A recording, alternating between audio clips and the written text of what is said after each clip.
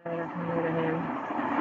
যথা নামাজ যথা সময়ে পড়তে হবে। হাদিস 5279 হযরত জারির ইবনে আব্দুল্লাহ রাদিয়াল্লাহু আনহু বলেন, রাসূলুল্লাহ সাল্লাল্লাহু আলাইহি ওয়াসাল্লাম বলেছেন, অচিরে তোমরা নিশ্চয়ই তোমাদের পরওয়ারদিগার স্বচক্ষে প্রকাশ্য দেখতে পাবে। অপর এক রাতে আছে, জারির রাদিয়াল্লাহু আনহু বলেন, আমরা রাসূলুল্লাহ সাল্লাল্লাহু আলাইহি ওয়াসাল্লামের কাছে বসা ছিলাম। তিনি পূর্ণিমা চাঁদের দিকে তাকিয়ে বললেন, তোমরা অচিরে তোমাদের প্রভুকে দেখতে পাবে যেমন তোমরা চাঁদকে দেখেছ। তার দিদার তোমরা কোনরূপ বাধা প্রাপ্ত হবে না। সুতরাং তোমরা সাধ্যমতো চেষ্টা করবে সূর্য উদয় এর এবং পূর্বে নামাজ, সূর্যোদয়ের পূর্বে সূর্য উদয়, সূর্যাস্তের পূর্বে নামাজ, সূর্যাস্তের পূর্বে আদায় করতে যেন ব্যর্থ না হও। তারপর তিনি আয়াতটি পাঠ করলেন, সূর্যোদয়ের পূর্বে সূর্যাস্তের পূর্বে আপন পরওয়ারদিগারের প্রশংসা স্তুতি বর্ণনা করো। বুখারী মুসলিম। অতিরিক্ত পুরস্কার দিদার এলাহী। হাদিস 5290 হযরত সুহাইব রাদিয়াল্লাহু আনহু থেকে বর্ণিত, রাসূলুল্লাহ সাল্লাল্লাহু আলাইহি ওয়াসাল্লাম বলেছেন, বেহেশতীগণ যখন বেহেশতে প্রবেশ করবে তখন আল্লাহ তাদেরকে লক্ষ্য করে বলবেন, তুমি কি আমাদের মুখমণ্ডল উজ্জ্বল করনি? তুমি কি আমাদের বেহেশতে প্রবেশ করাওনি? তুমি কি আমাদের দোজখ থেকে নাজাত দাওনি? রাসূল সাল্লাল্লাহু আলাইহি ওয়াসাল্লাম বলেন, তারপর আল্লাহ তাআলা হিজাব বা পর্দা তুলে ফেলবেন।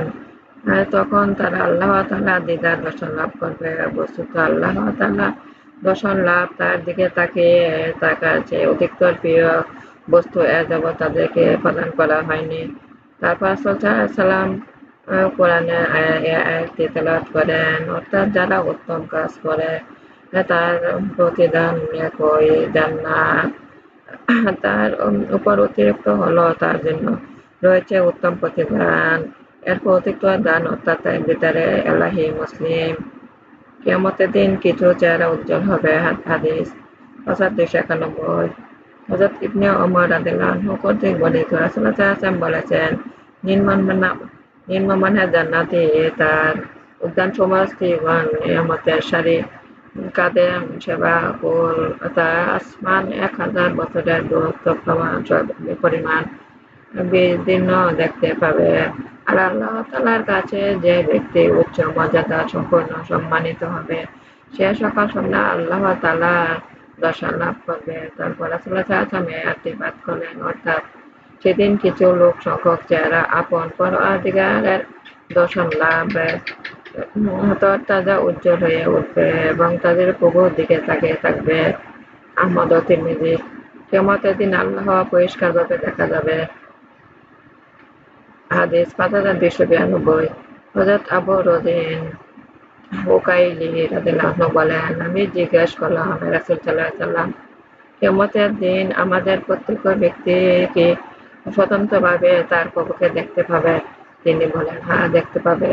আবু রযিন বলেন, আমি আবার জিজ্ঞেস করলাম, আচ্ছা, তার সৃষ্টিগুলোর মধ্যে কোনো দৃষ্টান্ত আছে কি? উত্তরে তিনি বললেন, হে আবু রযিন, তোমাদের প্রত্যেক ব্যক্তি কি মানুষের বীর ছাড়া আলাদা ভাবে পূর্ণিমা দেখতে পায় না?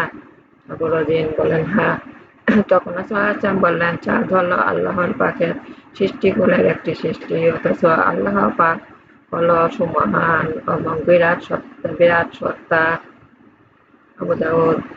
আল্লাহ পাক একটি বিরাট জ্যোতি। হাদিস 5293 হযরত আবু যর রাদিয়াল্লাহু আনহু বলেন, রাসূলুল্লাহ সাল্লাল্লাহু আলাইহি ওয়াসাল্লামকে জিজ্ঞাসা করলেন, আপনি কি মেরাজের রাত্রে আপন প্রভুকে দেখেছেন? জবাবে তিনি বললেন, তিনি তো এক বিরাট জ্যোতি, আলো, সুতরাং আমি তাকে কিভাবে দেখতে পারি? মুসলিম। রাসূল সাল্লাল্লাহু আলাইহি ওয়াসাল্লাম আল্লাহকে দুবার দেখেছেন। হাদিস 5294 হযরত ইবনে আব্বাস থেকে বর্ণনা।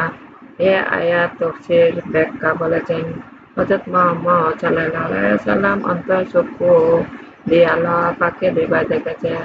আর মুসলিম তিরমিজির রিওয়ায়াতে আছে, আয়াতের ব্যাখ্যা ইবনে আব্বাস রাদিয়াল্লাহু আনহু বলেছেন, মুহাম্মদ তার রবকে দেখেছেন।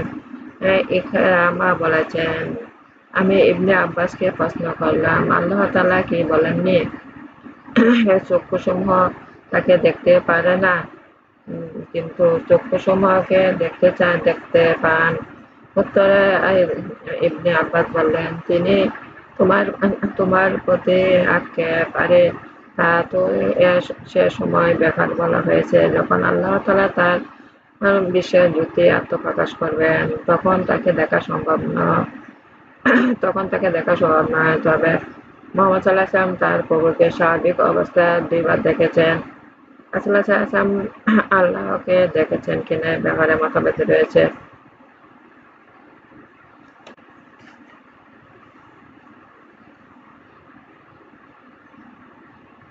ঈমানদারগণ কিয়ামতের দিন আল্লাহকে চাক্ষুষ দেখবে। হাদিস 5296। ইবনে মাসউদ আল্লাহর বাণী। এ আয়াত ব্যাখ্যা করেছেন, রাসূলুল্লাহ সাল্লাল্লাহু আলাইহি ওয়াসাল্লাম জিবরাইলকে দেখেছেন এবং তার 670 ডানা আছে। বুখারী ও মুসলিম। তিরমিজি বর্ণনা, ইবনে মাসউদের সম্পর্কে বর্ণনা করছেন, জিবরাইলকে এক জোড়া সবুজ পোশাক পরিহিত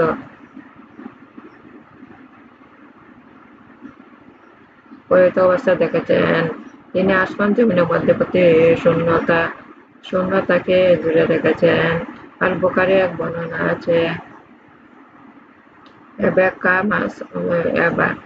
ব্যাখ্যা ইবনে মাসউদ বলেছেন, রাসূলুল্লাহ সাল্লাল্লাহু আলাইহি ওয়াসাল্লাম সবুজ রপরপে দেখেছেন, গোটা আকাশ জুড়ে রেখেছে। এ সম্পর্কে হযরত ইমাম মালিক ইবনে আনাস রাদিয়াল্লাহু আনহু-কে আল্লাহর বাণী সম্পর্কে জিজ্ঞেস করা হয় এবং বলা হয়, এ সম্পাদক মুতাজিলাগণ যে বলে যে এর অর্থ নিছকের দিকে তাকিয়ে থাকবে, তখন ইমাম মালিক বলেন, তারা মিথ্যা বলেছে, তারাই এ আয়াতের ব্যাখ্যা করবে আর কাফেরদেরকে তার প্রভুর দর্শন থেকে আড়ালে রাখা হবে। সুতরাং ইমাম মালিক বলেন, আয়াতটি ভাষ্য থেকে সুস্পষ্ট প্রতীয়মান হয় যে ঈমানদার লোকেরা কিয়ামতের দিন আল্লাহ তাআলাকে চাক্ষুষ দেখতে পাবে। তিনি আরো বলেন, কিয়ামতের দিন ঈমানদারগণ তার প্রভুকে দেখতে না পেত, তাহলে ব্যাখ্যা দিয়ে আল্লাহ তাআলা কাফেরদেরকে তার দর্শন না পাওয়ার তিরস্কার করতেন। সূরা আন-নাহ।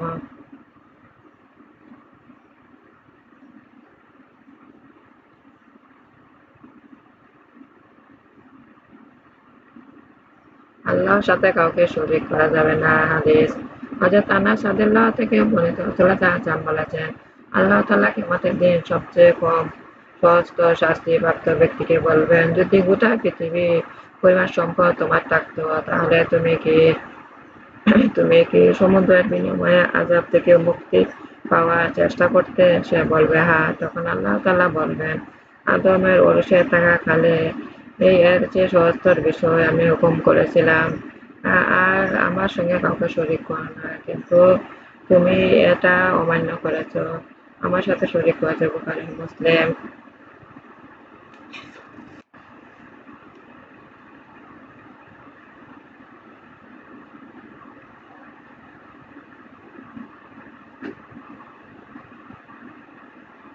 দোজখ 4টি পার্শ্বে দিয়ে ঘেরা থাকবে। হাদিস 5331। হযরত আবু সাঈদ খুদরী রাদিয়াল্লাহু আনহু হতে বর্ণিত, রাসূলুল্লাহ সাল্লাল্লাহু আলাইহি ওয়াসাল্লাম বলেছেন, দোজখের 4টি প্রাচীর দিয়ে বেষ্টিত, প্রত্যেক প্রাচীর 40 বছর দূরত্ব পরিমাণ পুরু মোটা। দোজখীদের পানীয় পূজ অতি দুর্গন্ধযুক্ত হবে। হাদিস 5114। হযরত আবু সাঈদ খুদরী রাদিয়াল্লাহু আনহু বলেন, রাসূলুল্লাহ সাল্লাল্লাহু আলাইহি ওয়াসাল্লাম বলেছেন, দোজখীদের পদার্থ পূজের এবং বালতি যদি দুনিয়ায় ঢেলে দেওয়া হয়, তাহলে এটা দুনিয়াবাসীদের দুর্গন্ধময় করে দিবে। তিরমিজি। রাসূল সাল্লাল্লাহু আলাইহি ওয়াসাল্লাম উম্মতকে দোজখ সম্পর্কে হুঁশিয়ার করেছেন। 5319। হযরত নুমান ইবনে বশীর রাদিয়াল্লাহু আনহু বলেন, আমি রাসূল সাল্লাল্লাহু আলাইহি ওয়াসাল্লামকে বলতে শুনেছি, আমি তোমাদের দোজখের আগুন থেকে ভীতি প্রদর্শন করছি। আমি তোমাদের দোজখের আগুন থেকে ভীতি প্রদর্শন করছি। এ বাক্য বারবার এমনভাবে উচ্চ আওয়াজে বলতে থাকেন যে বর্তমানে আমি যে স্থানে বসে আছি, যদি রাসূল সাল্লাল্লাহু আলাইহি ওয়াসাল্লামের স্থানে থেকে উক্ত বাক্য বলতেন তবে তা বাজারের লোকেরাও শুনতো। আর তিনি এমনভাবে হেলে দুলে বাক্যগুলো বলছেন, তার কাঁধের উপর রক্ষিত চাদরখানা পায়ের উপর ঘুরে পড়ছিল যা মেরে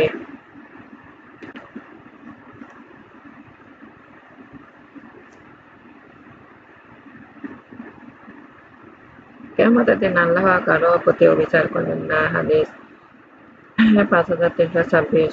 হযরত আবু হুরায়রা রাদিয়াল্লাহু আনহু বলেন, রাসূলুল্লাহ সাল্লাল্লাহু আলাইহি ওয়াসাল্লাম বলেছেন, বেহেশত ও দোজখের মধ্যে উভয় রবের কাছে অভিযোগ করল, দোজখ ব্যাপার কি? আমি তো আমাকে শুধু অহংকারী স্বৈরাচারীর জন্য নির্ধারিত করা হয়েছে। বেহেশত বলল, ব্যাপার কি? আমার মধ্যে কেবল দুর্বল নিম্ন স্তরের নির্বোধ লোকেরা প্রবেশ করবে। তখন আল্লাহ তাআলা বললেন, তুমি আমার রহমতের বিকাশ, সুতরাং আমার বান্দাদের থেকে যাকে চাইব আমি তা তোমার মধ্যে তাকে অনুগ্রহ করব। আর দোজখ বলবে, তুমি আমার আর দোজখকে বলবে, তুমি আমার আযাবের বিকাশ। অতএব আমার বান্দাদের যাকে চাইব আমি তার মধ্যে আযাব শাস্তি দেব, তোমাদের কর্তৃপক্ষ পরিচালনা করা হবে। অবশ্যই দোজখ তখন পরিপূর্ণ হবে না, যতক্ষণ না আল্লাহ তাআলা তার পা তার মধ্যে রাখবেন। তখন দোজখ বলবে, যথেষ্ট যথেষ্ট যথেষ্ট হয়েছে। এ সময় দোজখ পরিপূর্ণ হয়ে যাবে, আর এক অংশের সাথে চাপিয়ে দেওয়া হবে। বলতে আল্লাহ তাআলা মাখলুকাত কারো সামান্য পরিমাণে অবিচার করবেন না। আর বেহেশতের ব্যাপার হলো তার খালি অংশ পূরণের জন্য আল্লাহ নতুন নতুন মাখলুকাত সৃষ্টি করবেন।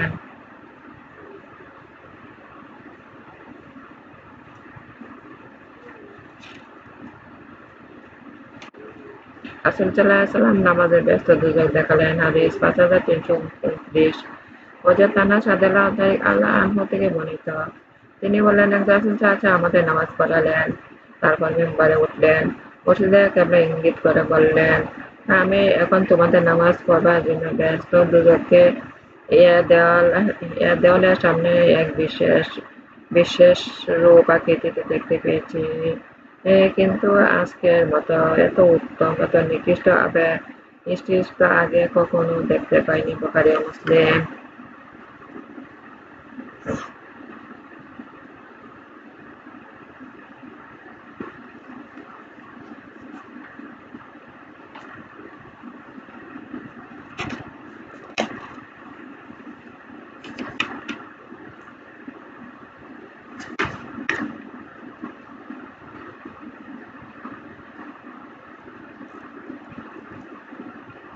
রাসূল সাল্লাল্লাহু আলাইহি ওয়াসাল্লাম মেরাজ দুধ পান করেছিলেন। হাদিস ৫৩৪৭।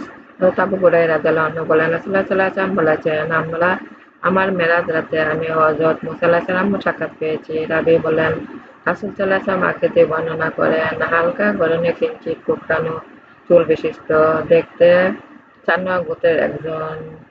তিনি আরো বলেছেন, আমি ঈসা আলাইহিস সালামকে সাক্ষাৎ পেয়েছি। তিনি বললেন, মাঝারি গড়নের লাল বিশিষ্ট, মনে হয় তিনি এইমাত্র হাম্মামখানা গোসলখানা থেকে বের হয়েছে। আর আমি হযরত ইব্রাহিম আলাইহিস সালামকে দেখেছি, তার বংশধরদের মধ্যে আমি সকলের চেয়ে বেশি সদৃশ্য। রাসূলুল্লাহ সাল্লাল্লাহু আলাইহি ওয়াসাল্লাম বলেন, তারপর আমার সামনে দুটি পেয়ালা আনা হলো, একটিতে দুধ, অপরটিতে শরাব। আমাকে বলা হলো, আপনি দুধ যেটি ইচ্ছা করে তুলে নিন। তখন আমি দুধের পেয়ালা তুলে নিলাম আর তা পান করলাম। তখন আমাকে বলা হলো, আপনার পিতৃব্যের পথ প্রদর্শন করা হলো, জেনে রাখুন, আপনি যদি শরাবের পাত্রটি নিতেন আপনার উম্মত গুমরাহ হয়ে যেত। বুখারী ও মুসলিম।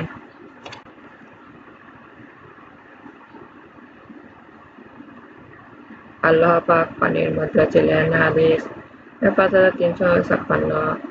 হযরত আবু রদিন রাদিয়াল্লাহু আনহু, আমি আরজ করলাম, রাসূল সাল্লাল্লাহু আলাইহি ওয়াসাল্লাম সৃষ্টির আগে আমার পরদিকে কোথায় ছিলেন? তিনি বললেন, আমায়ের মধ্যে ছিলেন, তার নিচে কালি ছিল, উপরে কালি ছিল, আর তিনি তার আরশকে পানির উপরে সৃষ্টি করেছেন। তিরমিজি। তিরমিজি বলেন, ঊর্ধ্বতন দাবি ন্যূনতম ইয়াজিদ ইবনে হারুন বলেছেন, আমার অর্থ যার সাথে কোনো বস্তু নেই, আল্লাহ কোথায় থাকেন তার বর্ণনা। হাদিস 5357। হযরত আব্বাস ইবনে মুত্তালিব রাদিয়াল্লাহু আনহু বলেন, একদিন তিনি একদল লোকসহ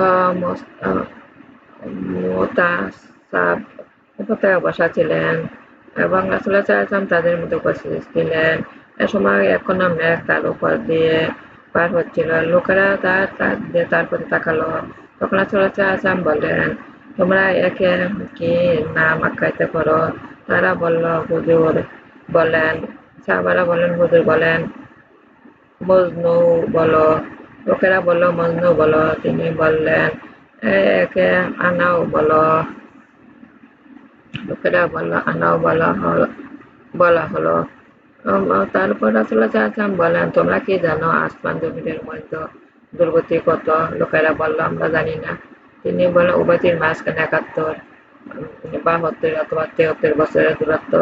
সেই আসমান থেকে তার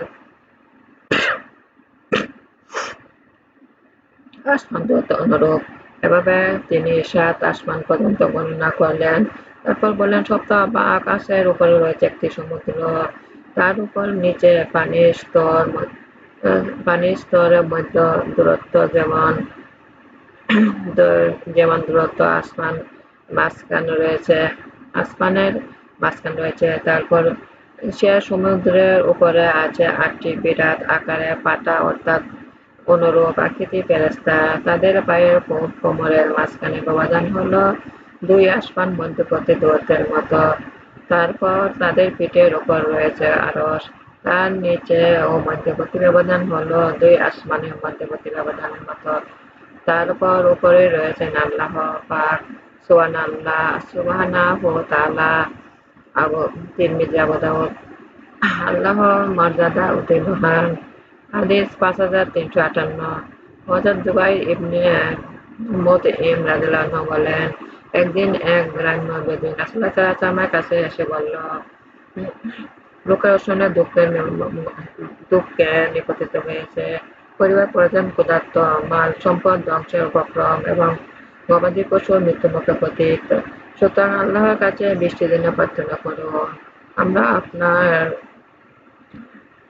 আল্লাহর কাছে ওসিলা বানাচ্ছি।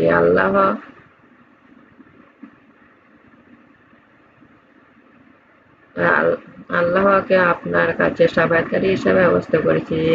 একথা শুনে রাসূলুল্লাহ সাল্লাল্লাহু আলাইহি ওয়াসাল্লাম বললেন, আল্লাহ অতি পবিত্র, আল্লাহ তাআলা মহা পবিত্র। তিনি এই বাক্যটি বারবার উচ্চারণ করতে থাকলেন, এমনকি তার চেহারা মোবারক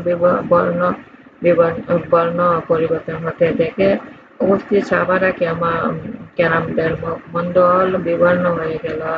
তারপর তিনি বললেন, আফসোস তোমার প্রতি, তুমি জেনে রাখো আল্লাহ তাআলা কারো কাছে সুপারিশকারী সাব্যস্ত করা যায় না।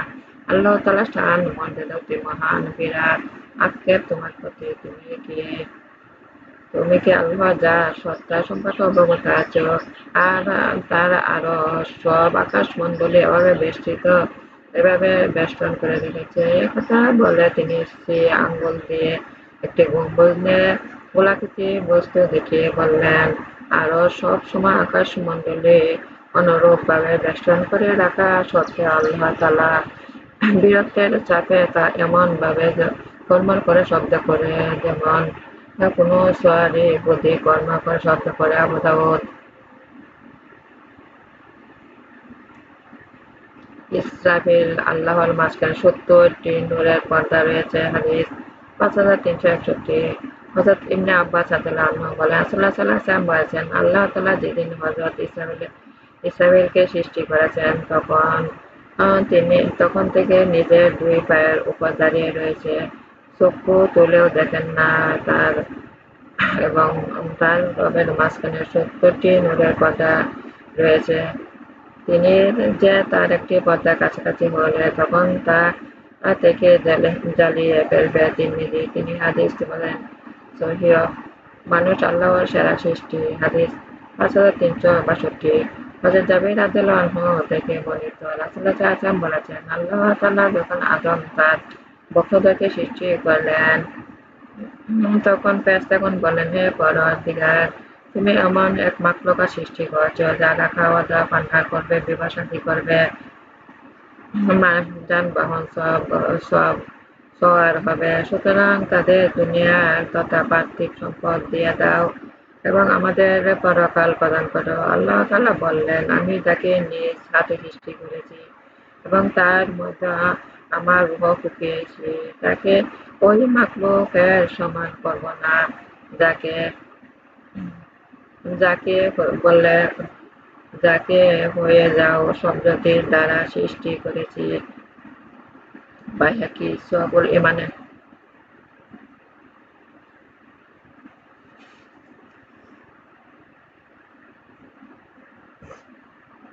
আসমান 7টি হাদিস 5365। হযরত আবু হুরায়রা রাদিয়াল্লাহু আনহু বলেন, একদিন আল্লাহ রাসূল তার সাহাবীদের গণ বসেছিলেন।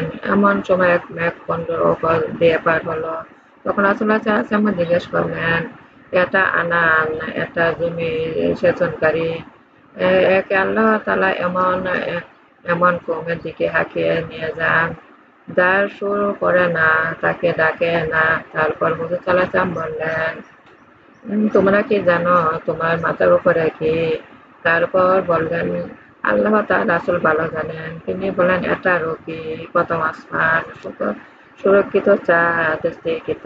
তারপর তিনি জিজ্ঞেস করলেন, তোমরা জানো কি তোমাদের আসমানের মাধ্যমে দূরত্ব কত? তারা বললেন, আল্লাহ রাসূল অধিক ভালো জানেন। তিনি বললেন, 500 বছরের ব্যবধান। তারপর জিজ্ঞেস করা হলো, তোমরা জানো কি তার উপরে কি আছে? তারা বললেন, আল্লাহ রাসূল অধিক ভালো জানেন। তিনি বললেন, 2 খানা আসমান আছে, আর সেই 2খানা মাঝখানে দূরত্ব হলো 500 বছরের রাস্তা। এভাবে তিনি আসমানের 7খানা বর্ণনা করলেন এবং প্রত্যেক 2 আসমানের মধ্যখানে দূরত্ব আসমান জমিনের দূরত্ব সমান 500 বছরের রাস্তা। তারপর তিনি জিজ্ঞেস করলেন, তোমরা কি জানো তার উপরে কি আছে? তারা বললেন, আল্লাহ রাসূল অধিক ভালো জানেন। তিনি বললেন, তার উপরে রয়েছে আল্লাহর আরশ। আরশ আসমানের মধ্যখানে ব্যবধান হলো 2 আসমানের মধ্যে দূরত্ব সমান। তারপর তিনি বললেন, তোমরা কি জানো তোমার নিচে কি? তারা বললেন, আল্লাহ তাআলা তার রাসূল অধিক ভালো জানেন। তিনি বললেন, জমিন। এরপর তিনি জিজ্ঞেস করলেন, তোমরা জানো কি এর নিচে কি? তারা বললেন, আল্লাহ তাআলা অধিক ভালো জানেন। তিনি বললেন, এর নিচে আরেক জমিন। উভয় জমিনের মধ্যখানে ব্যবধান 500 বছরের। এমনকি তিনি জমিনের সংখ্যা 7খানা বর্ণনা করলেন এবং বললেন, প্রত্যেক জমিনের মধ্যখানে 500 বছরের ব্যবধান।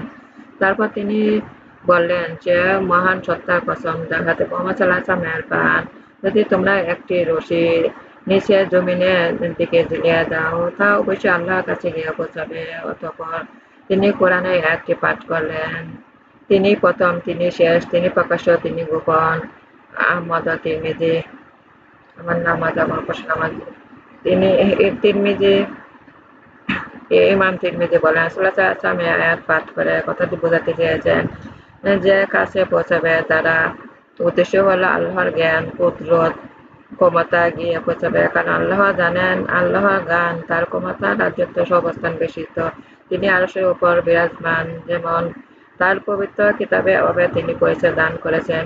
আমার নাম আল্লাহ, আমার প্রশ্ন আমার জীবন, আমার মনসব আল্লাহর কাছে আত্মসমর্পণ, আমার আল্লাহ আনুগত্য বানান, আসলে আনুগত্য বানান। আল্লাহ উপদেশ পালন করতে শক্তি দান করেন, দুনিয়া আখিরাতে কল্যাণ দান করেন, বিবেক অভিজ্ঞতা আমাকে রক্ষা করুন।